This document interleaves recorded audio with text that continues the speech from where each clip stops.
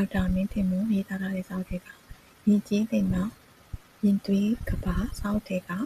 သေတောက်ခြင်းအပြစ်နှင့်ရှောင်ခြင်းအကျိုး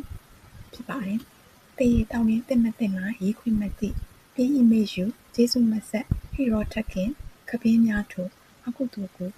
မညှိုးလွယ်စွာပြုကျင့်ရသည်ရှောင်ကအပြန်အကျိုးထည်ရေးထားတဲ့ပုံမြင်လေးကတော့ရှေ့အခါ၌တဲ့ဘာနတိပြေကိုအစိုးရတော်မင်းသည်အလွန်အရက်ကြ၏တဲ့မူးလေးမှမူချုပ်အထိအမြဲတောက်စားလေးရှိတယ်အသားဟင်းရကိုလည်းဆွဲမှန်၏အသားဟင်းရမပါပဲပွဲတော်မတည့်ခြင်းထို့အခါဘာနတိပြေ၌ဥပုံများတွင်အသားငါးများကိုတက်ပြက်ရောင်းချခြင်းမပြုရန်အမိန့်ထုတ်တာ၏မင်း၏စပုံမူသည်ဥပုံမတိုင်မီတရက်ကျို့၍အသားဟင်းချက်တာ၏သို့တော်မြစ်ခါနန်းတွင်ခွေးများကအိုးကိုဖွင့်၍အကုန်စားလိုက်၏နောက်နေ့တွင်အသားဝယ်များသဖြင့်စပုံမူသည်မိဖုရားကြီးထံအကူအညီတောင်း၏မိဖုရားကြီးသည်တားတော်ကလေးကိုအလွန်ချစ်မြတ်နိုး၏မင်းကြီးသည်တားတော်ကလေးကိုအလွန်ချစ်မြတ်နိုး၏ပွဲတော်စားမဆက်တော့မီဘီရင်ကြီးညင်ဝင်လာတားတော်ကလေးကိုထည့်ထားပေးမည်ဟုမိဖုရားကြီးအကြံပြု၏ထိုအကြံအတိုင်းတားတော်ကလေးအားဘုရင်မင်းရဲ့၏ချုံမြူကြီးဆဲနေစဉ်စပုံမူသည်ပွဲတော်စားကိုဆက်သား၏မင်းကြီးသည်ခွက်များပေါ်သို့မျက်စိကစားရာအသားဟင်းမပါသည်ဟုသိ၏ဖေမလည်းအသားဟင်းမှန်လားပါဥပုံနေဖြစ်၍အသားဝယ်ရင်းနေရပါငါအတွက်တာအမဲသားဟင်းများခရင်ရသလားပြောဆိုမင်းကြီးသည်တားငယ်၏လေပင်ကိုချိုးလည်၍တားကိုတက်လိုက်ပြီးစပုံမူရှိသူပြစလိုက်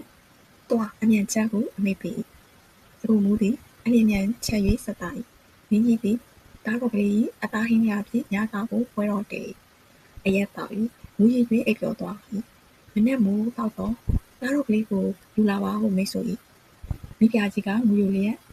အဖြစ်ပြက်ကိုတင်လျှောက်လာ၏မင်းကြီးသည်အလွန်တုန်လှုပ်ခြောက်ခြားသွား၏အရက်တောက်ခြင်း၏အဖြစ်ကိုထင်ထင်ရှားရှားသိမြင်လိုက်ပြီထို့ကြောင့်ငူယိုလျက်ရဟန္တာမဖြစ်သေးသမျှသေအရက်ကိုငါမတောက်တော့ဘူးဟုအဋ္ဌံပြု၏